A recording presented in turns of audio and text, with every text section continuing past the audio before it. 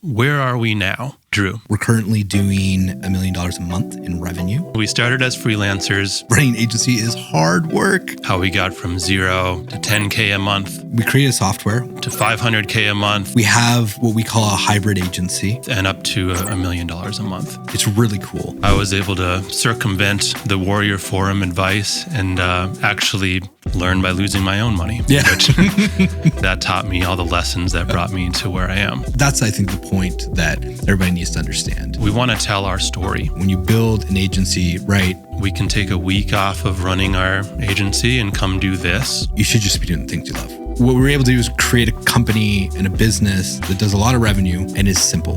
We hope to show you how we've done this. And we're going to talk about our entire journey of how we built Leadzolo. Are you ready to roll? I think I'm ready to roll. Hello and welcome to That Agency Show. Hello and welcome. Where we're going to try really hard not to be hyperbolic or put on our fun fake personalities, and try and be as transparent as humanly possible. Since we're going to be talking about scaling from freelancer to 8-figure agency, how we went from 0 to 25 million. So I guess we got to keep it kind of real. Drew Carrell. Kyle Sulerud. Welcome to North Dakota, Drew. Thank you. It's been a wonderful trip north from Toronto. It was great. I knew I was here when I got off the plane yesterday. And I was coming down the escalator, and it looks like Cat has sponsored, like the brand Cat, the heavy machinery brand, has sponsored the airport or something. As I'm coming down the escalator, the guy behind me literally taps my shoulder and goes, "Hey, bud, you check out that digger over there?" And it's just like, this is how you know you're in North Dakota, because the diggers are the most exciting part for when the locals land. Yeah, so we love admiring our heavy machinery. Yeah. Because there's not much else in North Dakota to admire. It is true. So what are you doing here? Why are you in North Dakota? Yeah, well, I decided to fly out to North Dakota in my typically travel-heavy schedule to hang out with you for the week, which we do from time to time in leadership retreats. But we were going to hang out, and we were going to talk about our entire journey of how we built Leadzolo to where we're at now, where we've built a $25 million business in the last 4 years, which has been hell of exciting. A lot of ups and downs. And we decided that we were going to have a conversation and walk it through from 0 to 1, or from 0 to 25 million, and kind of give to agency owners, anybody interested in this space, an opportunity to hear from actual operators the way that we wish we could have when we were coming up doing this. Yeah, absolutely. So I've been in the agency / marketing world for almost 12 years. And there wasn't really a lot to go off of. When I was getting started, it was figure out a service you can offer to people and try to charge them some money for it. And that's about it. And if you wanted to really learn from someone who was doing it, it was really hard to find those people. And if you found them, they'd be charging thousands of dollars for some kind of a course or a mastermind, which can be fine. But usually you get into those things and realize that the person running it isn't actually running an agency. They're running a mastermind. So, there's a lot you can learn in those situations, but we wanted to kind of tell it how it is. We are currently running an agency that's doing over 8 figures a year in revenue. And we have a lot to offer, from starting, like most people do, as freelancers, as working by ourselves, starting with one client, to getting where we are now, and all the ups and downs along the way, how we got from 0 to 10K a month, how we got from 10K to 100K a month, how we got to 500K a month and up to $1 million a month. Yeah. Well, even like up to 1.7 even at 1 month. We're at $1 million now, but we've definitely peaked prior to that and have come back and focusing on profitability, and we're going to talk about all that. So yeah, we've definitely been through it all. I don't think I told you this. I remember when I was first getting into my how to make money online, looking into it while I was working another job, came across the Warrior Forum, for anybody who knows. And it was basically this like forum that sold like $8 products and this kind of stuff. And I remember distinctly this post, and it was by a guy, and he was talking about like, if you want to learn how to run ads, because it's kind of what I was looking at. And I was more looking at like affiliate marketing and selling products.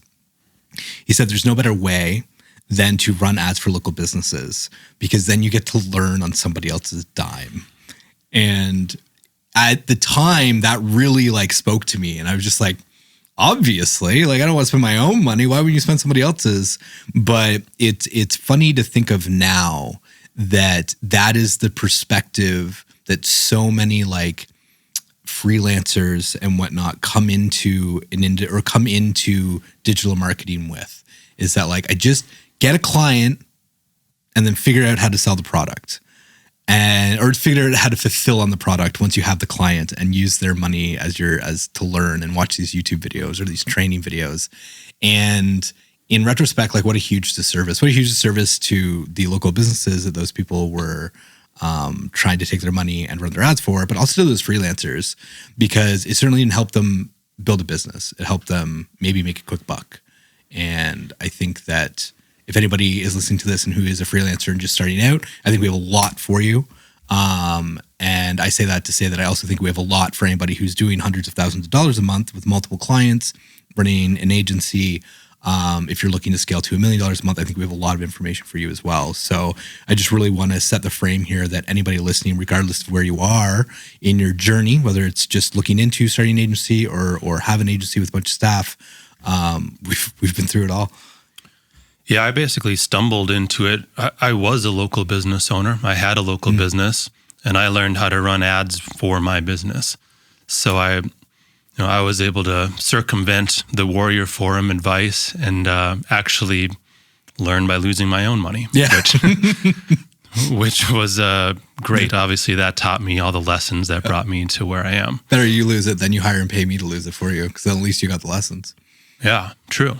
So what we have for people, and we've kind of outlined not just a podcast episode, several, a dozen plus for now. Yep. And we hope this will just grow into a regular podcast show.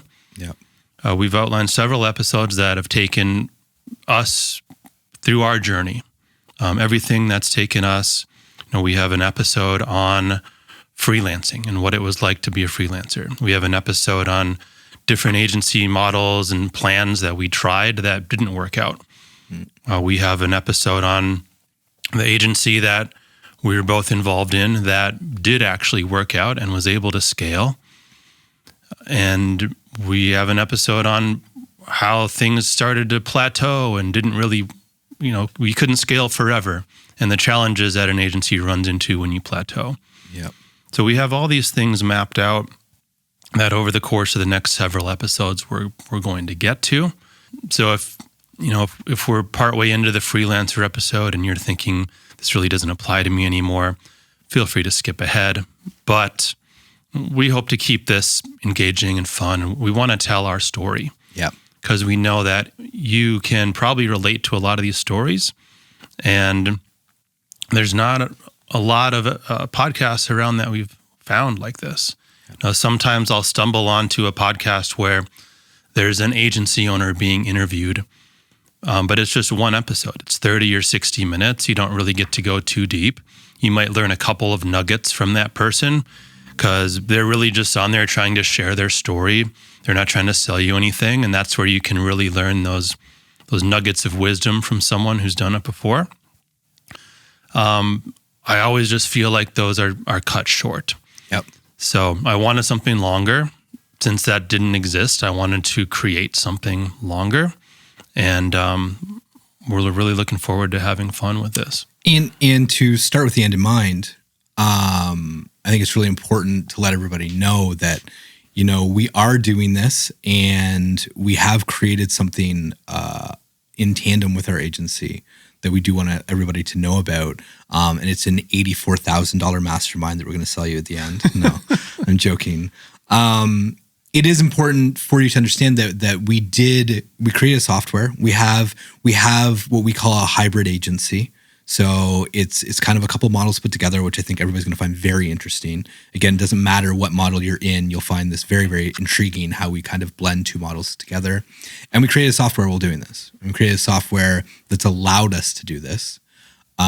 We did have a bunch of third-party softwares all taped together, a little Frankenstein tech stack at one point until we developed it. So we know that there's going to be a very small percentage of people that listen to this podcast who are going to be interested in our software, and really that'll be great because we're quite happy to sell to white label that software to anybody who is interested. But that's it. That's it. We're not going to sell anything. We're not going to be plugging our software in every episode and all this other stuff. We're genuinely here. We just want to create some really, really good content. We really want to inspire the agency world right now. I think it can be daunting. Running an agency is hard work, and we want to inspire some people to grow their companies. And if it happens that you want to use our software, fantastic, right? Yeah. But we're not going to be gatekeeping content around you got to buy this or only if you have a subscription, you can watch the super cool episode of How We Made $1 Billion. We're not going to do anything like that. We're not going to withhold anything. Mm-hmm. We are not going to be ultimately trying to sell you any information. We're here to dispense all of the information that we can. Yes, the fact that we have this software, that's what's funding this. That's how we were able to fly Drew out here, put him up in a hotel for a week, film this in a studio. That's how we're funding this content. Mm-hmm. But we're not going to be withholding anything. We're not even really going to be talking about the software till episode 9. Yeah. Because it's not even relevant till then. Yeah. It's not even relevant to this story. So sit back, relax. We are going to just share what we know and basically share what we think will help you get to the point where we are at. So you will feel like you actually want and need the software that we use. Mm-hmm. And until then, we hope you learn a heck of a lot along the way. And with that too, keep in mind that regardless of where you're watching or listening to this podcast, engage, right? Leave us comments. We are genuinely interested in hearing what you have to say, what questions you have. I would hope people are going to have a ton of questions listening to our story. And if you ask those questions, that's what's going to further this podcast. We're just going to keep going. We have no end in mind in terms of episodes. We have 15 plus already written out that we're going to do now. But we would love for this podcast to just grow and be a huge learning resource for anybody in the industry. So ask a ton of questions. We want to respond to those questions. We want to make this really high value. And we just kind of want it to be the go-to place for anybody who's running an agency to come and pick some nuggets and learn some stuff. Yeah. And we actually, in the spirit of sharing, have decided to start a free community around this. So come find us there. Just go to thatagencygroup.com and that'll direct you to the free community. You can, the plan is for us to build that up with agency owners who can share amongst one another. We will be active in that group, answering questions and, sharing more inside of that group. Again, that's a free group that we hope you all come join. Thatagencygroup.com is where you can go for that. Well, somewhat free. There will be a cost in that, don't be an idiot. It will be highly curated. Kyle and I don't have a lot of patience for low quality groups and groups with people just shooting their mouths off or trying to self-promote. So that's true. The cost will be that if you're going to be there to engage, bring value, and bringing value doesn't mean you have to have a bunch of experience and tell people what to do in a certain situation. Bringing value is asking questions, right? Asking, if you have a question, that means that multiple other people have that question. So I think if you're new, bring value by asking really pointed, specific questions. If you're not new, come answer questions. And I think that that's how this community will grow in a really great way. Okay, so next episode, we're going to talk about how we started as freelancers. Where are we now? Yeah. Drew. So we started as freelancers. We're in a good spot right now where we can take a week off of running our agency and come do this. True. Even was it yesterday or Friday? We're on with our COO, and And we're just like, so what do we do next week? Are we going to be like, are we doing morning calls and then recording? And you were just like, yeah, no, we're just not going to be on calls. And, we're able to do that, which is cool. It's really cool. A lot of that comes because we have a great team, but we also have a really cool agency. So really cool. I say cool. When I say cool, what I mean is it's simple. It is simple. It's not complicated. It's not a headache. And that's what we're most proud of. We're currently doing $1 million a month in revenue profitably. And I say profitably with some ease because it has not always been profitable. We're 4 years in business.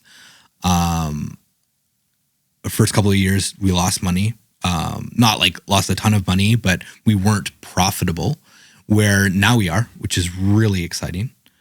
We've been higher than $1 million a month. $1 million a month is seems to be our sweet spot currently. We're feeling very comfortable. We have launched kind of a new product that we'll talk about in further episodes.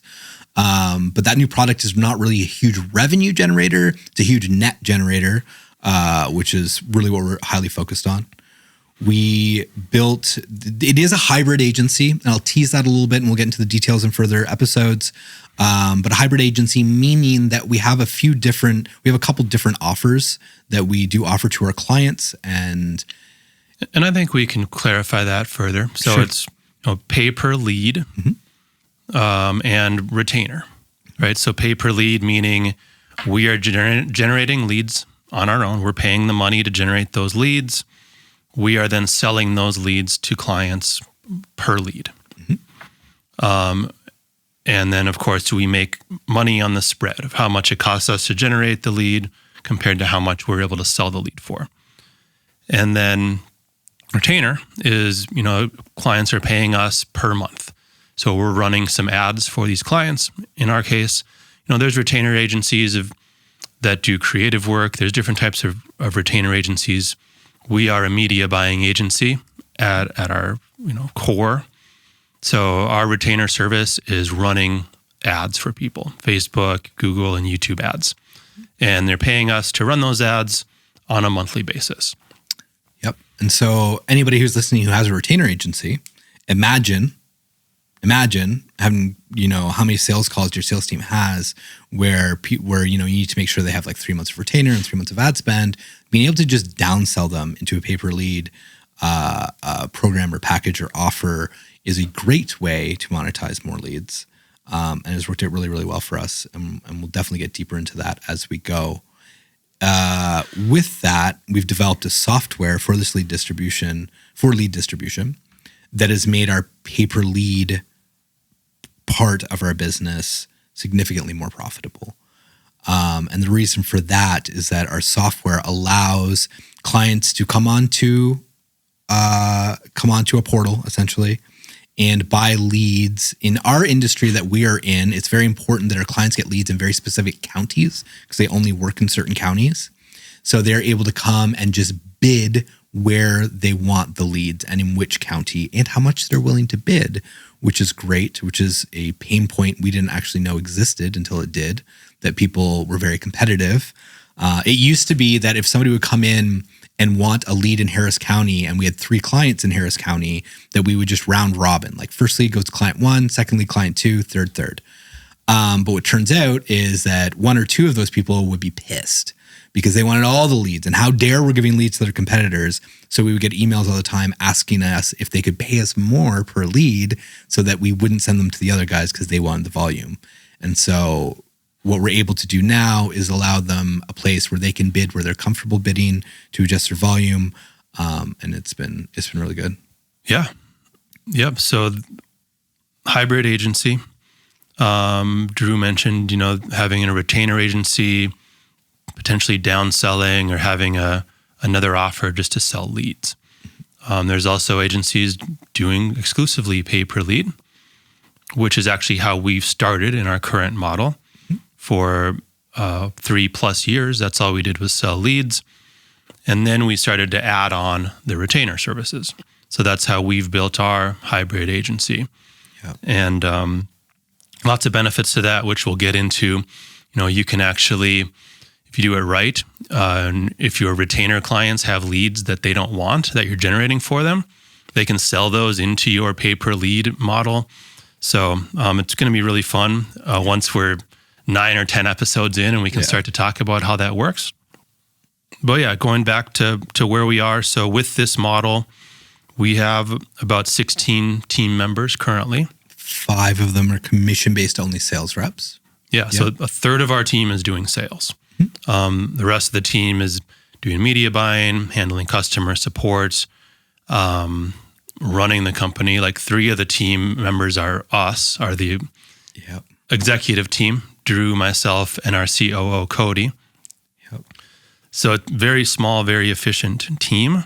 In contrast, how many people were in your last agency that was strictly a retainer agency? Yep. So the last agency, which we'll get into because it was a successful agency by any account, also had about 16 people.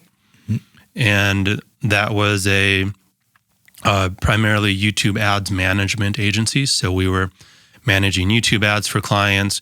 We were helping with their videos, their ad creatives, doing work on their websites and funnels.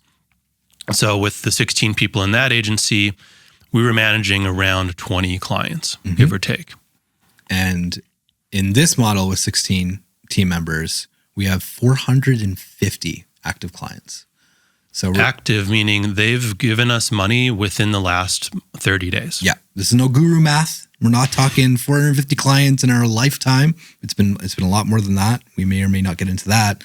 But yeah, 450 paying clients, credit cards on file, actively being charged, 16 team members, 5 of them are commission-based only sales reps, and 3 of them are executives. One of those executives is with the team right now. The other 2 are hanging out in the podcast studio.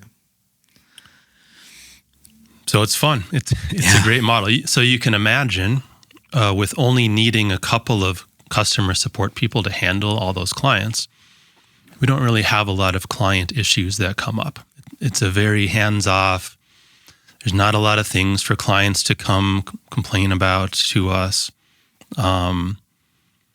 It's a very automated way to run an agency. Yeah. And automated not in like a literal, well, in a literal sense because of the software, but in that like because of the software, because of the model, we were able to just completely cut the complexity out. Just completely cut complexity. Like our customer service, basically our entire client-facing team is 3 people. One of them basically just deals with returns. He only communicates through emails, helping with returns on the paper lead side. One of them she's just like the schmoozer is not the right word, but she's the person who just calls you and asks you how things are going. Like she's if people stop spending money for 30 days, she'll call and ask what's going on. She gets testimonials. She calls and tells clients about new offers, whatever. And then there's the manager of that department who steps in for escalations and stuff. Like it's not complex. There's no monthly meetings, like with clients to talk about what the cost per click was and what was the landing page conversion and all of this BS. And I'm putting the cart before the horse here, but like with the other agency, I think a realizing moment for me was when we had like the same amount of customer support in that other agency as we did media buyers. So we spent just as much money on payroll explaining to clients what we were doing than we were paying to actually fulfill on the product. And so to me, like that was a huge disconnect. It was like, so because of that, right, we have to charge a retainer, and that retainer is paying for people to just explain to you what a cost per click means every month, which is ridiculous when a client should just be worried about results, which is why I was very passionate about pay per lead and why I really like this model.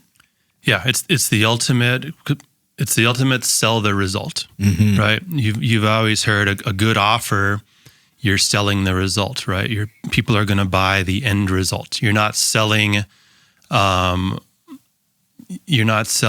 what's the metaphor? The hammer. You're selling the hole in the wall, something like that. Yeah. But yeah, you're selling the result. So with a pay per lead model, you literally are selling the result because what the client wants from you is the lead. Ultimately, what they want is the customer to give them money, but an agency can never do that for a business. So the most an agency can really do is sell the lead. So with pay per lead, that's what we're doing. We're selling them that result that they want out of any agency. And for anybody who's not familiar, when I talked about returns before, so obviously there's criteria around that lead, and so the lead has to like be a real human. It can't just be a spam lead. It's got to be hit certain parameters based on the industry. So with that comes returns and some other things. So that we'll get into. Yep. So very simple business. We don't really have SOPs. At one point, we spent a bunch of money and hired someone for like 3 months to help our team build out SOPs. And they probably exist somewhere. Yeah. Well, we were paying money for software to like house all of these SOPs, and they were all beautiful.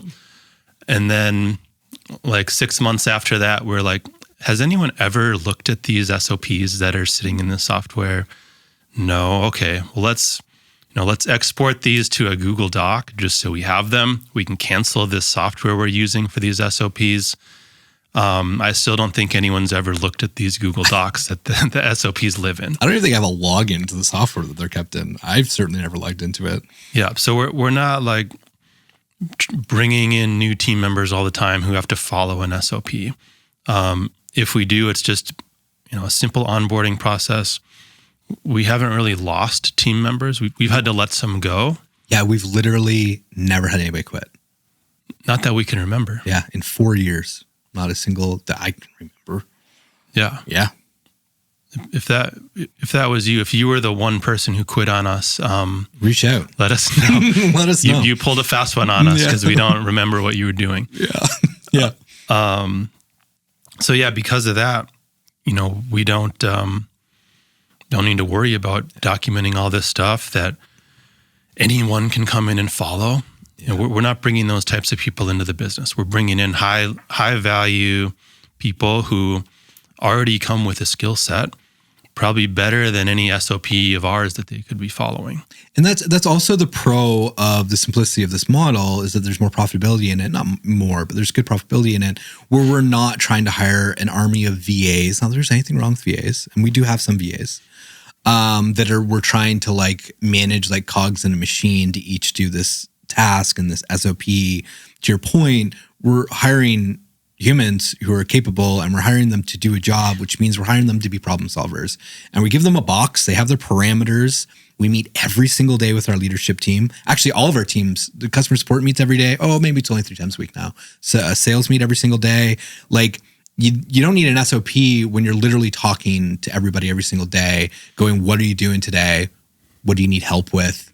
And so on. I saw a post from some guru the other day, and it was just like, I run $100 million a year company and we have no SOPs. If you need SOPs, that means you have shitty team members. And it was just like, or do you have a really complex business that is unnecessarily complex, and people have a hard time knowing what the right thing to do is at the right time? Where when you have a simple business, intelligent humans on your team, and again, we're not like huge meeting people. Like we meet every day, but like it's for 30 minutes. But a really, really, really good communication chain. Like what do you need an SOP for? Yeah. And good KPIs. Great KPIs. We track the right KPIs in our company daily. Some of them we track hourly. We do. We have hourly, and we have a casual 274 KPIs on our KPI sheet. It's a little tongue in cheek. Yeah. But when you're spending $10,000, $20,000 a day on ads, you might want to track that hourly, right? Another company might spend that in a month. If you're spending that in a day, hourly KPIs can make sense.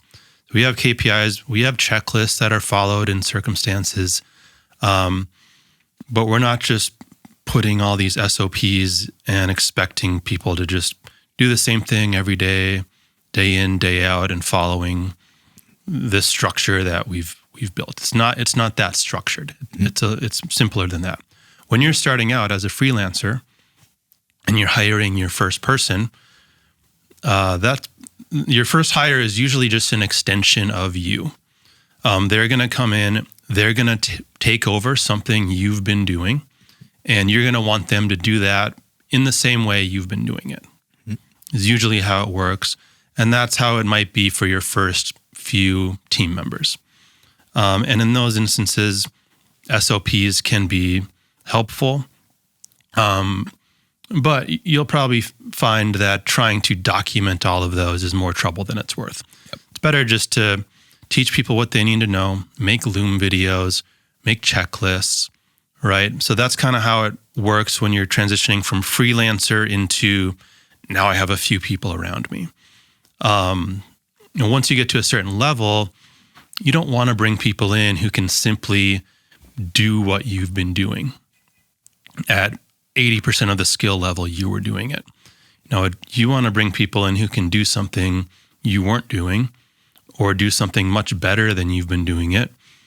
And you really don't want that person following an SOP. Yeah. You want that person doing it how they know how to do it much better than you've been doing it. Yeah, it'd be the perfect example is the COO that we hired.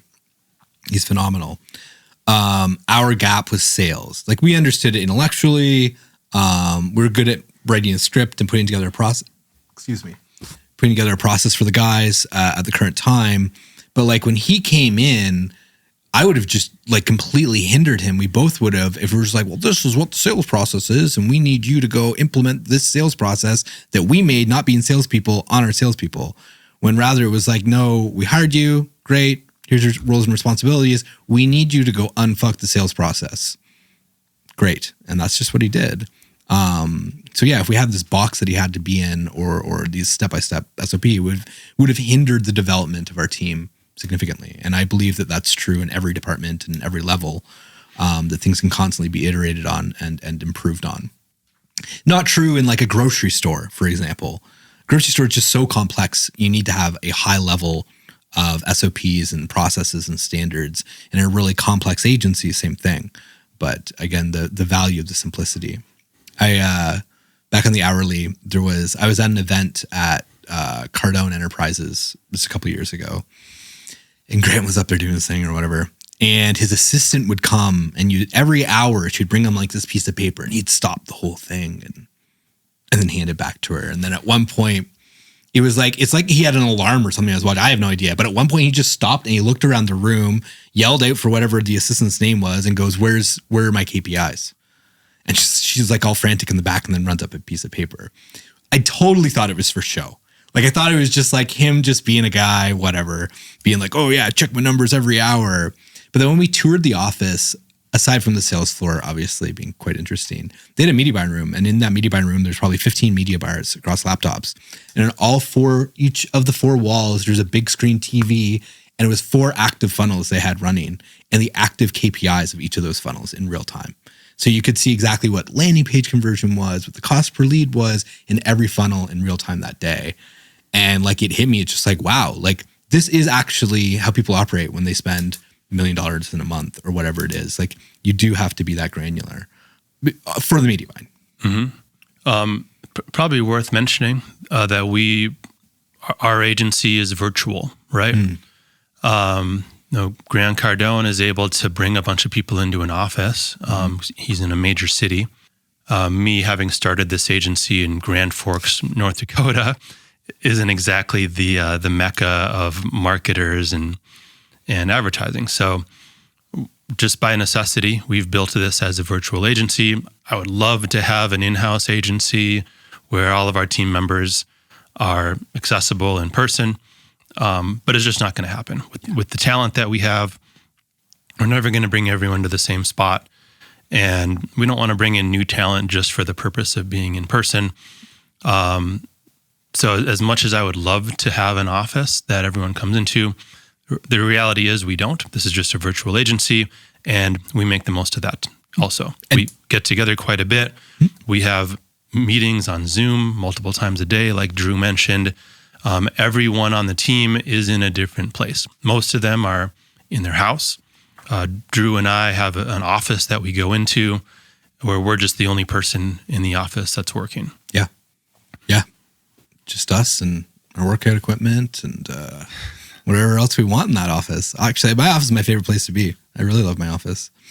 And to your point, right? Like, I would love the concept of having everybody in one office sounds great. I used to work in grocery stores. The idea of being able to walk up to a manager and ask them what they're doing, what they're working on, what can I assist you with, what do you need help being pushed to do is desirable to me, but it's just not always feasible. And it adds a lot to expenses, right? Like imagine having an office with 16 people in it, everybody's W-2. Like that just like adds so much expense to the bottom line that's just unnecessary. Yep.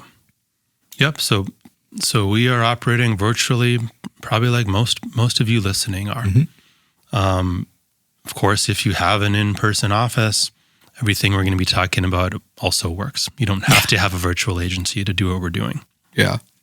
But with that, there's no shortage of travel for me. Not having an office is probably good because I spend most of my time in hotel rooms. That's not true. Not most of my time. But I'm definitely losing my Canadian accent and thinking that I might have to start paying taxes here in the States. Because I do a lot of travel, which is quite interesting in the dynamic that we have. Because we've built this agency with both of our lifestyles in mind, right? We have a big audacious goal in the future together in terms of finances and whatnot. But what we do on a day-to-day, we're pretty in tune with each other. And we both we're not the same person, right? You have things that you love to do. I have things that I love to do. What I love about this agency and what we do in this business is I love networking and I love events and I love doing that kind of stuff. And I spend a tremendous amount of time doing it. I'll tell you the last few months, gosh, I can't even tell you everywhere I've been. We've been. You should try. Yeah, we've been. Where was Dallas? Yeah, so Dallas was a big event. We were all there. You came out to that one. The whole team went down there. 3,000 person event on stage. We got to do a live leads call, which is really cool and great. Again, our software helped with that, where we were able to showcase the software. We had some gurus on stage with their phones on the software, calling live leads as they were coming in. It was phenomenal. Meaning they were actually calling potential customers and trying to get deals done on stage in front of 3,000 people. Yeah. It was cool. It was definitely the biggest stage I had ever stood on. You and our COO were in the DJ booth behind, which was really, really cool. But that was a hell of an experience. From there, I think I was back in Dallas 3 more times in the next couple of months, or in the next month anyways. I was also doing some keynote training with a mentor of mine because I want to be on stages. I really enjoy the attention, I guess, let alone promoting the company. But well, you're good at it. I'm good at talking. Yeah. You have a lot to share with people. Mm-hmm. So the company has happily funded your learning process to be able to get on stage and share what you know with more people. Yeah. And it's been phenomenal that to have a company that's so in line with what I want to do. It's been awesome. So Dallas, I think there's Dallas. There's a couple other things that happened in those couple of months. In the last month, I know I've been to Dallas 2 more times. I went to do a speaker training with my mentor with a group of other 1%ers in the real estate industry, which is really cool. It's very directly related to the industry that we're in right now with our agency. Went to Orlando, another huge event. I got to do a full keynote at this event. I think there was 1,800 people there. That was super cool. That was an in and out. I flew in Friday night, late Friday night, spoke at noon the next day, and was in the airport by 4 p.m. And it was cool because 2 of our team members were also at that event, which was really, really nice. I had another event in Dallas. Again, this is with a big brokerage I was with their investor network, which is cool. I got to present at that time. Then we had a boardroom meeting in San Diego, which is a 2-day mastermind that we're in, which was a lot of fun. Napa. Oh, I didn't go to Napa. I skipped Napa. Napa was an option at the time. And then where was I just most recently now? Where did I just get back from? You got back from an event in Florida. Yes, it was interesting because it was like a Latino kind of event. It was geared towards Spanish speaking people. So I think only half the people in the audience spoke English, and I got to do a keynote there. And they were doing live translation. Yeah. So his words were, I saw the video from it, and there was just Spanish on the screen. I assume the Spanish was, translated from what Drew was actually saying. Hopefully. I wouldn't know. Hopefully they got it right. You watched the video? I don't even know you saw the video. Just a clip of it. Oh, good. And then what's interesting is this coming week, a lot of things have like piled on. So I'm going down to Dallas again for a 1-day event. I'll be flying in Thursday. I'm there Friday for the full day event. I have now Saturday morning, I have something scheduled with one of my mentors and a couple other people that are in that group, which I'm really excited about. And then Sunday, I fly from Dallas to Cabo. I'll be meeting my wife and daughter, my 5-year-old and my 30-year-old, in Cabo Airport. And we'll be spending 4 days in Cabo, 4 or 5 days in Cabo. And this is a mastermind retreat where we bring our families. It's very, very cool. COO is also going to be there. He's bringing his girlfriend. So it'll be the 5 of us kind of representing our company and just there to hang out and have a great time. And then COO's girlfriend will be flying home to Denver. My wife and 5-year-old will be flying from Cabo back to Toronto. And our COO and me will be flying directly from there to some other American city for a 3 or 4 day event with a large community in our industry again that we've sponsored through the company, and a golf tournament. So it's really cool. So that's going to be a busy 2 weeks for me. It's been great. I also just posted on Instagram the other day. I was in 8 cities in 6 weeks. So somehow in all of these stories that all makes sense. But yeah. And you love it. I absolutely love it. I love hotels. I love people. Like, I get so excited now. It is literally to the point now where it's infrequent that I'm in an airport and don't see somebody I know.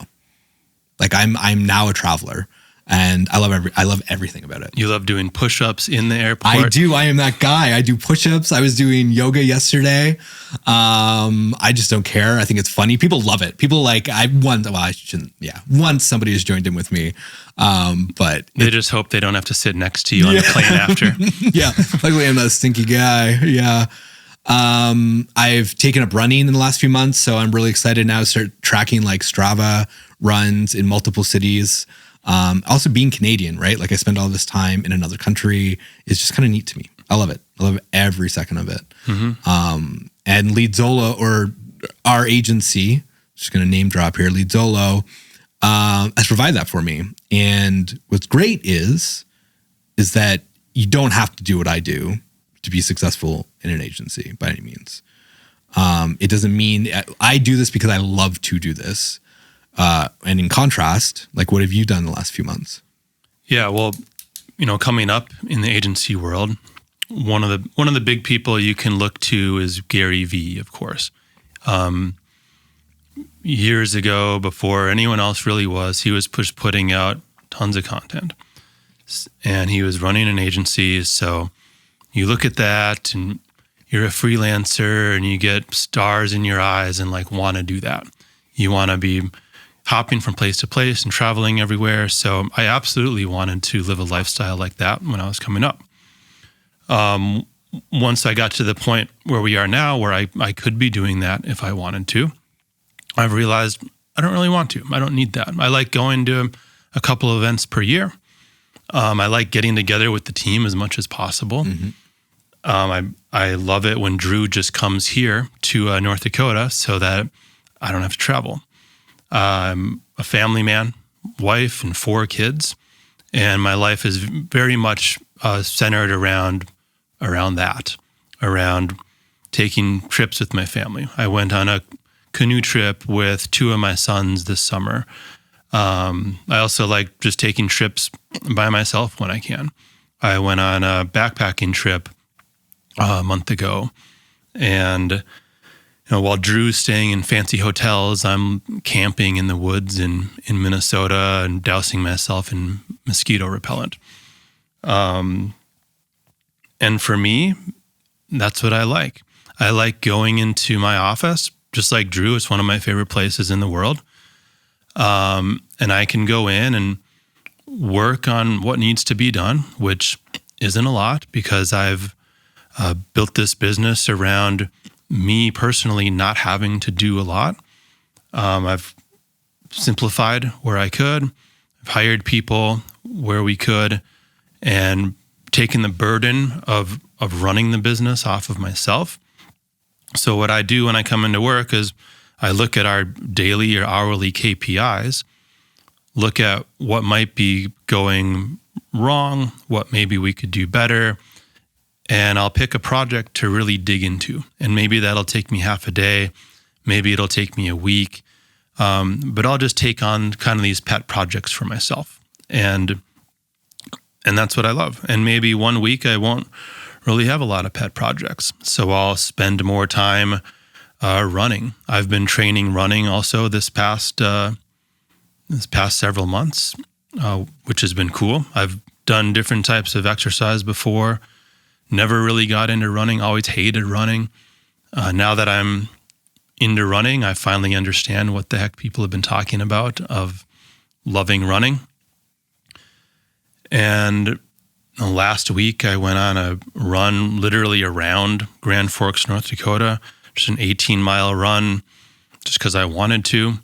And I'm a very slow runner, so that took me 4 hours. But it was great. This was on a Wednesday morning because I didn't have to be at the office. You even called into C-Suite on the trail, our C-Suite call. Yeah, that's true. Yep. I timed it so that I could take a meeting on my first, the first few miles of the run while I could still talk and actually hold a thought. So yeah, I had a meeting on the trail, finished out the run, went into the office after that, got some stuff done. And yeah, for me, it's great. I've never talked to a client in this agency that I can think of. Never actually had to talk to a client. I remember you came with me to a mastermind once, and we did like the pre-networking event, like the night before. And we were there for like an hour, and then we were leaving, like walking up to the hotel room, and you're just like, yeah, I don't want to be talking to those guys. I think it was because, of course, we like ran into the one person who was, or not one person, but yeah, one person who was a client who was like having a hard time with something and wanted to talk to you about leads and lead quality and all this stuff. And you're just like, that wasn't even it. Like, he was raving about us. Oh, was he? Yeah.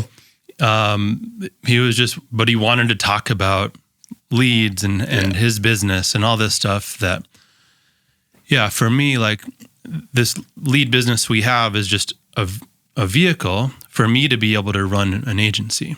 Mm-hmm. I'm not necessarily passionate about the industry we're serving. We have plenty of people on our team who are passionate about that industry. My passion lies in building and scaling an agency. Yeah. So yeah, I would happily talk to you about running your agency all day.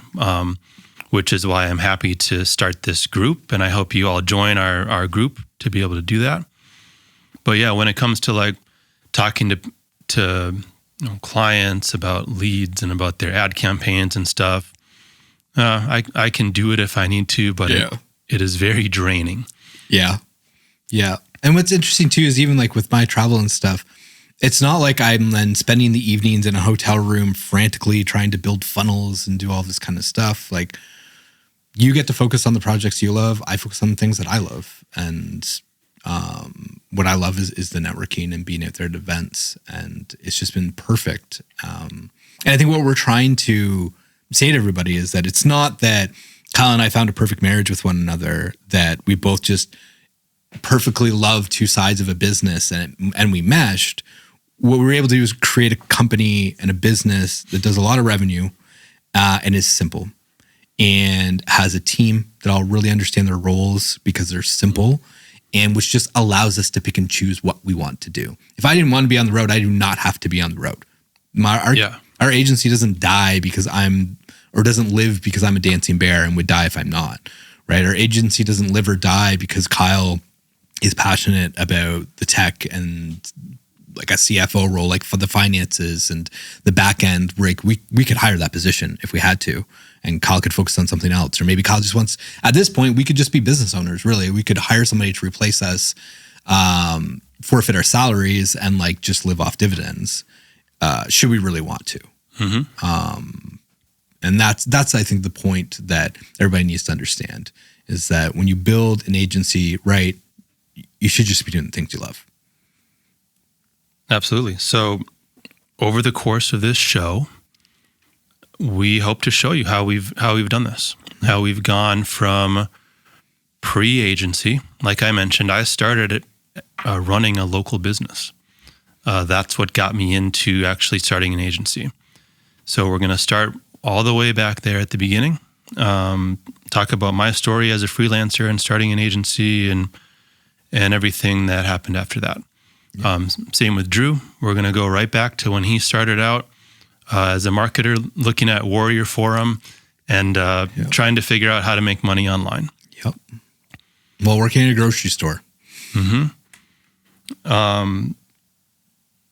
So I think that's a good ending for this episode. The next episodes, we're just going to get really deep on each of these topics, take you through what we've done.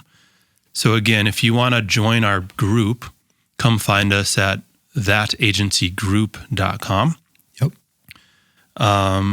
And of course, subscribe to this show on whatever you're listening to it on now. And leave a comment. Like, honestly, take the second to leave a comment. If you loved it, let us know you loved it. If you have questions, like, we have like another 14 episodes planned. Like, odds are we're going to answer your question in the coming episodes. But put the question in there so we can help direct the future of this podcast so that it's as valuable as possible.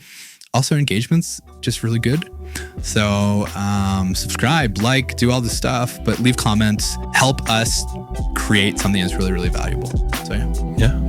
Cool. We'll see you there. On to the next one.